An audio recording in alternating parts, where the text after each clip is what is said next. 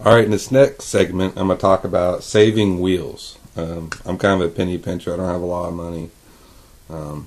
Spend most of my money keeping the actual car, top notch. I like to run the best equipment I can, and I do recycle wheels now and then, especially with the big race coming up. I kind of have to be really smart with how to spend my money, and it's not going to be on new wheels.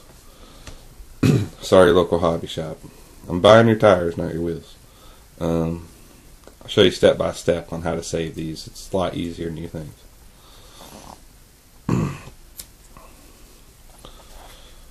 Just cut down the middle of the tire. It's good to use blunt nose scissors so they don't dig into the insert in case you want to save the insert, and it's still good. Usually older the tire's been sitting around, it's going to be all faded and wearing out where the insert rubs the wheel. Especially on these knobby tires, that's a lot of vibration. To split it down the middle, doesn't have to be real clean. We're going to be cutting it up some more. This one's pretty dirty. I don't know if I'll save it or not.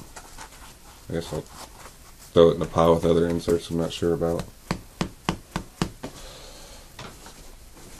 Alright. So then, make a cut like that. Just flip the wheel back the way, flip the tire back the way it goes. Just cut around the outside.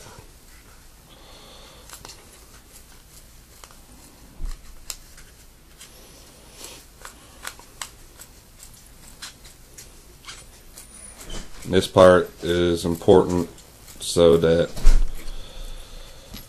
when you soak it, it's just less stuff in the way. The chemical can get to the adhesive better.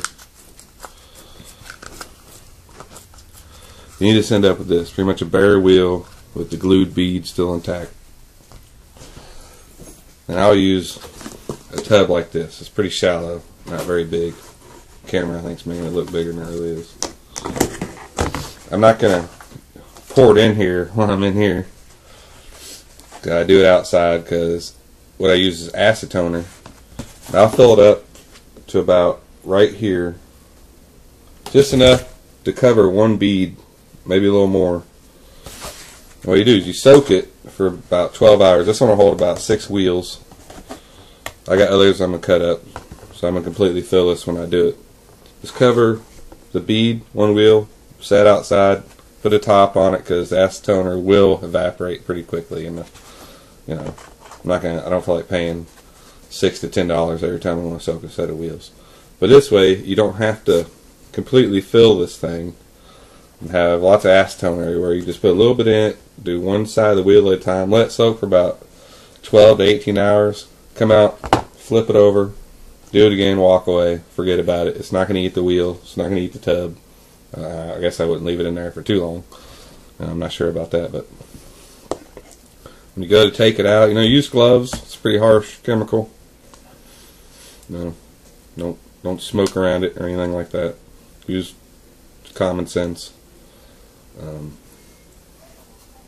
You'll know it's done because this band of rubber will just fall right off. And then kind of look at the wheel and see if there's still chunks of adhesive on it. If you can't get off with your fingernail or a sharp tool, just put it back in, let it soak some more.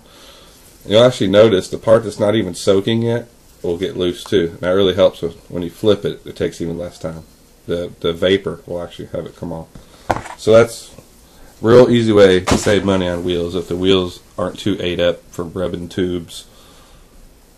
Per set of tires you're saving yourself $16 to $20 for the wheels if you can reuse them. So it's pretty simple. Takes you about 5 minutes, cut up a set of tires and you soak them for a day, flip them halfway through. Chemical does all the work. Part I'm going to talk about shimming the front and rear diffs.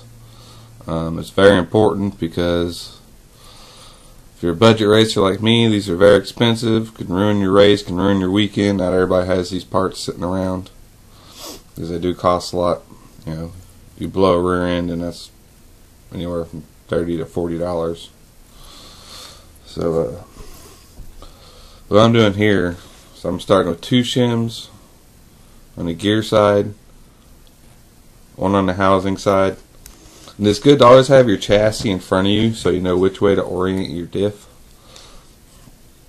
because of the low spot in the chassis that has to be lined up, or it's just going to sit on there and it's not going to go anywhere. It's going to be locked up. But I already tried this before I hit record, but I know it's not right. But it's kind of like my go-to point because I've used it, that combination, so many times. But through sitting here trying this, I stuck it in there. It's rotating. I don't know if you can hear that. It's kind of loud. And there's 0 play. Now if this was brand new, I might run a battery or 2 like that just to break it in, but these are still my original gears that I've had with this car since it was new, so I know they're worn in. Any more wear on them and it's probably going to be time for a new one, so I've been kind of taking care of them. And that's how you do it, is by shimming. You want a little bit of play, not like you set your mesh with your motor, where you can sit there and rock it with your finger a lot and you can hear it clicking. You don't want that, because there's a lot more stress on these diff gears, these ring gears or crown gear, conical, whatever you want to call it, especially with chassis flex and all that. Your mesh changes as that thing goes through the corner and hits bumps, so you want it to be tight. You don't want it to have 0 play. You don't want it to have like a lot of play, which I would consider a lot of play, what you have like with your gear mesh with your motor on the spur. So I'm going to take one off the gear side, move it to the housing side, and see how that works out. I'm guessing it's going to be about how I like it, just from experience. There's a little bit of play there. It's probably more than I really want, but I don't really have a choice since I'm only moving 1. It's not near as loud. It's plenty free. And it's just, that's the least amount of play that I'm going to get. And that's what you really want, the least amount of play without it being right up, the gears being right up against each other where there's no play. That's how I set it. I mean, if you want to be really cautious, you can set them right next to each other. It just causes more wear. I lube my gears in the gearbox. I got some of this. I was using a synthetic, just no-name grease, but my buddy hooked me up with some Mobile 1. I've been wanting to use it, but I've been out for a long time. This stuff is awesome. Mobile 1 synthetic grease.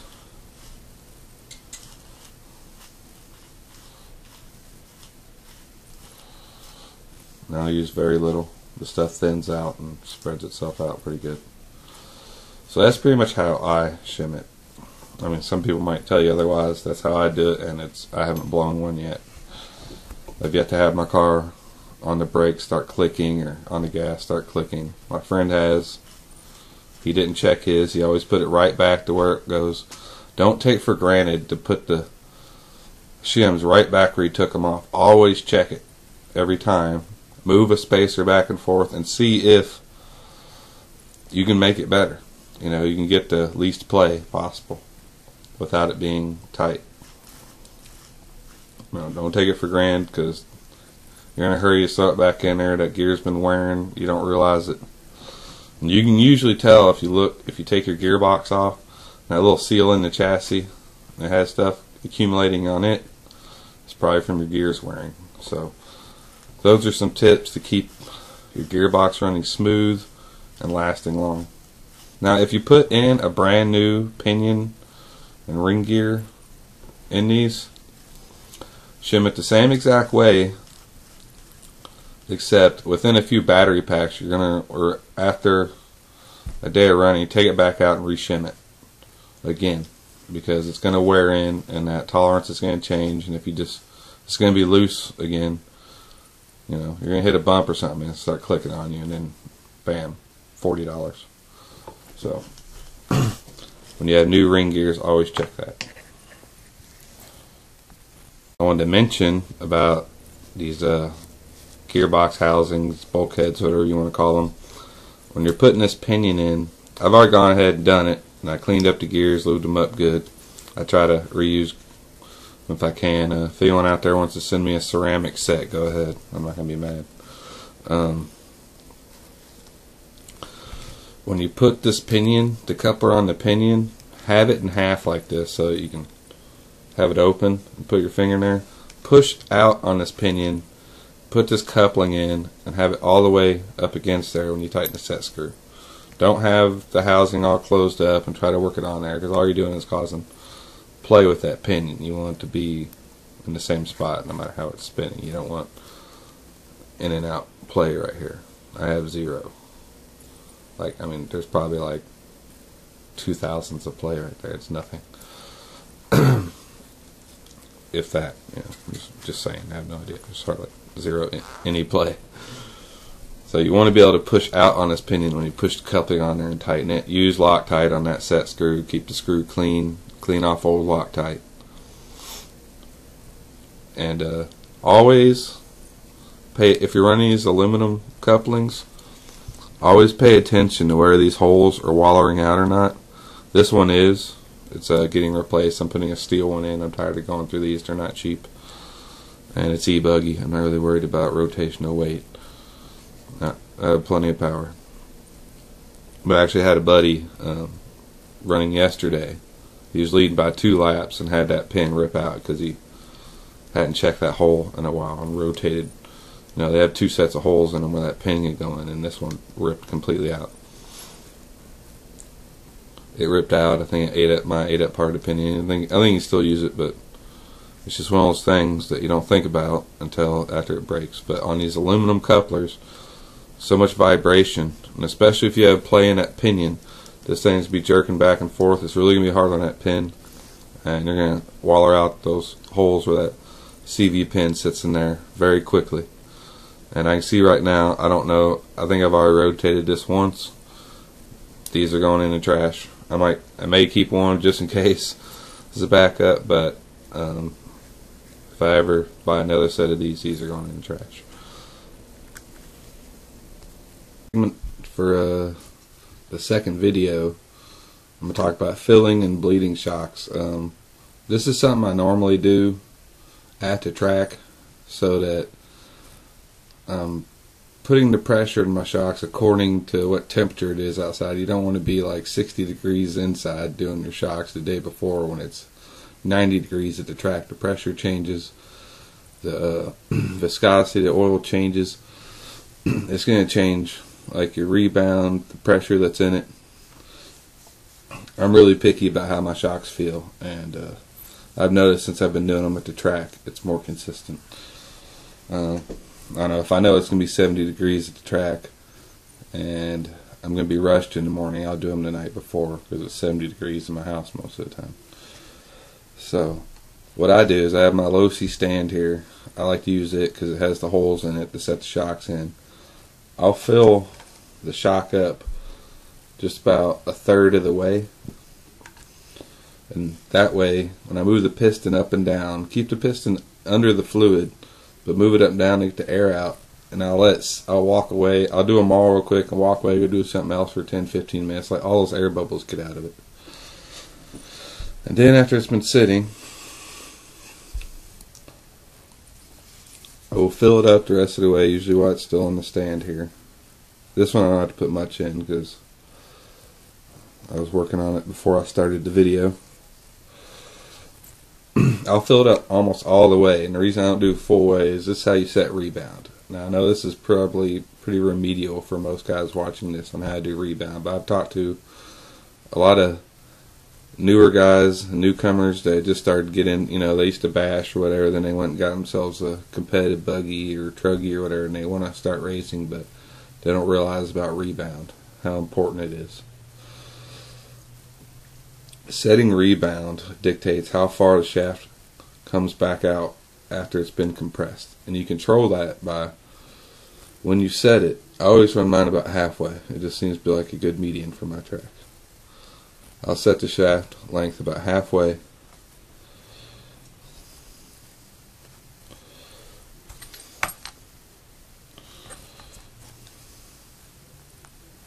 But my shock bladder fell out. Didn't realize it. Make sure the bladder's in the top so it doesn't get pinched. I got it set about halfway. Then you screw the cap on. I'll keep my finger under here to make sure it doesn't push back out on me while I'm screwing this down. And with these vintage shock caps, you want some to come out. That's how you know. If no fluid comes out of the top of the cap, you probably didn't have enough in there. That's how I know, you know, it's kind of self-regulating. Wipe all the oil off. Compress it a few times. There, it moves back out to about halfway on its own. That's how you set rebound. It's really simple. You know, don't, unless you really want to, don't set it all the way in or all the way out. Too much pressure, too little pressure. They say, I guess the rule of thumb is if a really, really bumpy track, you want more rebound, but the downside is it'll catch more bumps. I don't like feeling all those bumps or seeing my buggy go through all those bumps and chattering around. I like it to kind of float across the top of the bumps. If I have too little rebound, it won't react to any bumps at all, and it'll be skating around. Too much rebound, and I feel like it catches every little single rut out there. So I like it in the middle of my track. It's not really bumpy, but when it gets dried out, a few ruts do form. So I kind of like it to be in the middle, and I run half rebound all the way around, just probably about 95% of the time. If I want the rear end to be really lazy, I won't run any. That's about it. I'll probably cover rebuilding the shock in another video, but that's probably pretty simple. I don't think you can really mess that up, but I'll do it. If you do have to take this off, don't ever use pliers and a towel or something like that.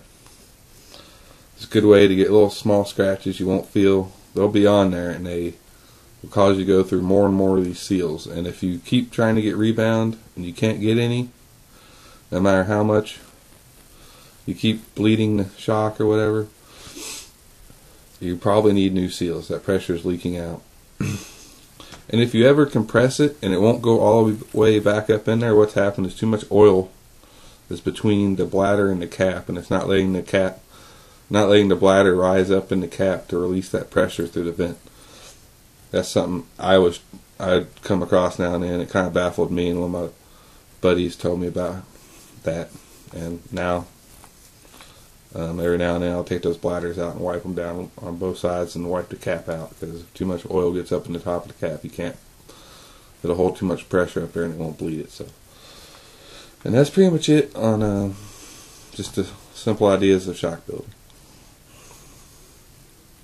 I forgot to mention, I don't know if I said so. I said don't use the pliers and paper towel technique to scratch shock shafts. Always use a purpose-built shock shaft tool. NTG makes a bunch of them. They're not very expensive. It's a lot less expensive than keep buying shock shafts and seals. Just have the proper tools. This is one of the newer ones from NTG. I really like it. And on another note, I tried something at the showdown this weekend. I want to show it to you guys. Anyone's been curious about it? I was really curious because it's the new Vortex wing from Upgrade. My wing was getting pretty tore up, and it was starting to warp at the mounting holes, and that can't be good.